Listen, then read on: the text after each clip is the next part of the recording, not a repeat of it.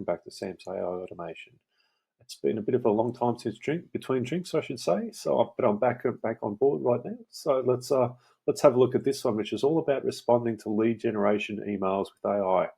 So you may ask, why on earth would you want to do that? But basically, if you're prepared to advertise and get leads coming into your business through email or through web forms or whatever particular method it may be, it's very, very important that you respond to them as quickly as possible, because they're the lifeblood of your business. Basically, any business owner knows that responding to leads in an appropriate time is very, very important, and that leads basically and customer acquisition basically makes or breaks their business. So that's what this automation is all about. So I'll give you basically a general overview of what we're doing. Basically, we're watching our emails for a particular form. I will show you the form in just a moment, which one it is. We're creating an email response to that form, which we would send back to the lead. By lead, I mean someone who's filled in a form and sent in to your business via a web form or via an email, and clearly they have interest in whatever service that you're offering. So that's what I mean by a lead. We create an email subject using AI.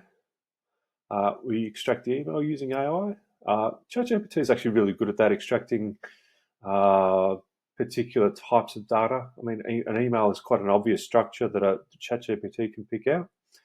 We have a short sleep, so we're not sending the email the instant we receive it. We send it in this case 3 minutes later, and we send the email in this step here. So let's have a bit of a look at what we have. I might show you an instance of the form that I'm actually basing this one on.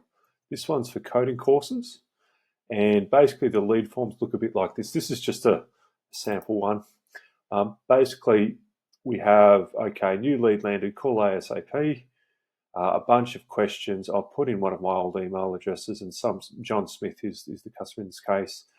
They've said they want to learn more about machine learning. This is a typical kind of form that you might receive as a lead generator. We'll go back to our flow. So one thing you can do with email, in fact, I'll show that in just a moment. Let's have a look at our configuration. Okay, so we've already got a connector. I'd assume if you're looking at this particular video that you could probably figure out how to work out how to connect to one of your inboxes using make.com. I won't go through that. I've chosen the inbox criteria. You can choose only read or only unread emails, but in this case, I'm just going to choose all emails. This is one of my other email addresses, so I'm just sending from that. Here's the subject in question. It's called New Coding Lead. As you saw from the form we were just looking at, has a specific subject. It makes it easy for make.com to pick it out of your inbox. Maximum number of results. I just left it for one for this example. Let's go OK on that. I might show you the configuration of the rest before we run it through. Basically, the most important part for ChatGPT to do is to create an email response to the form. So if we have a look here, what we're asking it to do, okay, so we have a connection as usual. We're creating a chat completion. We use the model. Well, you can use any model you want to use basically, but I quite like this 4.0 mini. It seems like it works in most cases. There may be obviously new ones when you come to look at this. Who knows? Now the role of the system. What we want the system to do is, okay, so I'll just read it out. Basically, you are an intelligent email responder assistant who answers lead emails to keep leads interested. The name of our company is Your Coding Future, just a fictitious name, and your name is Sam. Well, that's me. There is no need to create a subject line. What I found is when I was testing this, it was creating a subject line within the body of the email, which is not what we want. Okay, so that's the system role. The user role is basically, that's where the form input goes into the ChatGPT input, basically. And this message tree, I've given an example of what it can do to kind of respond to an email. So this is a pretty basic example. I find that ChatGPT writes better than I do. So assistant being the ChatGPT itself. Here's a message. Hey John, thanks for your interest in coding, blah, blah, blah, blah, blah. Well, let's ChatGPT kind of process that as it is, as an example, basically. Now we want to create an email subject separately to our body. Let's wait till he wakes up. Okay, so again, we're using this Chat4o.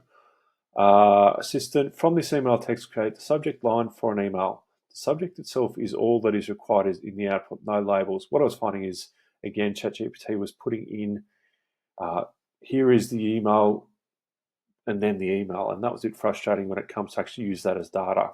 So basically, what we're doing is we're going back to our form and getting ChatGPT to pick out the data we want, which is just the email address. Next one is asleep. Literally, in fact, I'll make that a bit longer. I'll make it 180 seconds. In fact, for the purposes of this demonstration, let's make it 0. We'll make it 1 second, just so it works really quickly, and we don't have to wait around while we're here on video. And the final step is an email. Send an email. Pretty simple step. Again, you connect as per usual. I won't go through the details of that, but that's just my email address connector. Don't worry about saving it. It's up to you if you want to do that. And here, we're just picking out email address. That was the result from this number, this one here, extract email. Subject, again, that was a result of this one here, create email subject. In this case, we're just using plain text. You can use HTML if you want to. And you can actually ask ChatGPT to output things as HTML if you like. But in this one, I just chose to do plain text for the purpose of the exercise.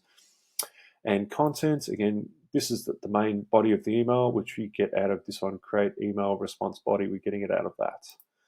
Okay, so we'll go OK on that. Now, instead of running this straight, in fact, what I'll do, I'll run this, and while it runs, I'll show you an earlier example of what I've created with it, basically. Now, an important step here, what you can do with testing is go here, right-click, run this module only, and what it'll do, it'll come up asking us which email we want to choose. Murphy's Law, let's hope it works. Just wait for that to run. Okay, yes, this is what I was looking for. The module didn't return any new data because basically this step is watching your email inbox for any instances of new emails coming in that fit the criteria. So what we're going to do is choose a past one. Select the first email. Wait for that to run, and it'll pick out a simple example, which is the example I've just shown you, being a previous example of what we're talking about. This is it here. Go OK. Okay, and what we'll do, move my head out of the way, we'll run this through. And while we wait for that to run, I'll show you an earlier example. Okay, here's an example of one that actually got done earlier.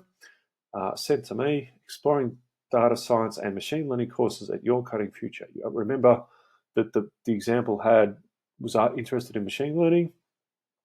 I'll make this a bit bigger. Hey John, thanks for reaching out.